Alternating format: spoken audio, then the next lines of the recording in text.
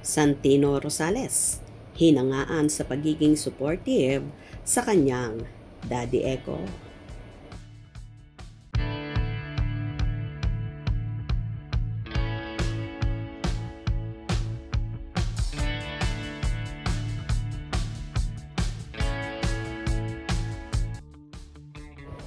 Nagbahagi ang kapamilya actor at bibida sa movie na Quezon.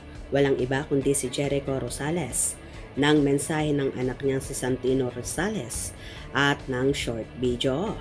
Ayon pa nga sa naging caption ng post ni Echo. "This one's for my boy. When he was a kid, he would pull my hand and drag me to point at posters of films he wanted to watch together. October 15, 2025 will be a very special day at Santino Rosales." Samantala, ibinahagi rin ni Echo ang naging mensahe ng anak na si Santino Rosales. "Morning, Dad. I'm so near you today. Coaching kids for football, hehe. I met a fan for yours yesterday. He's so hyped for Quezon. It's a good sign. Many people are excited about it."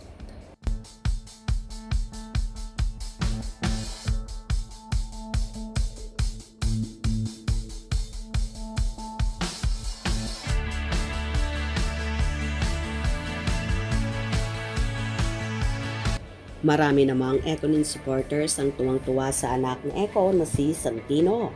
Ayon naman sa naging komento ni Santino Rosales, "Good job, Manuel. Ha ha ha ha. Love you, Dad. I love every bit of this. We're so excited too. So sweet. Sobrang excited na kami like Santino. Want to watch na. Wow, Santino is very supportive, very loving and very proud. San to you at Jericho Rosales Official. I've always wanted to meet you, my unlimited crush, Papa Echo. Oh my gosh, so sweet. Very supportive son to his dad, sobrang excited. All of us to watch this. Sweet camera by at Janine Gutierrez. Looking forward to this project of you, Echo. Sweet boy, can't wait. Excited to my Echo. Congrats, Echo.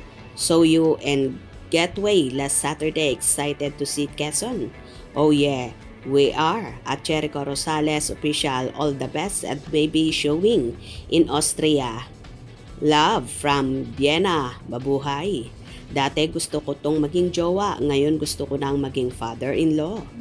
Kamukha mo tong nasa poster.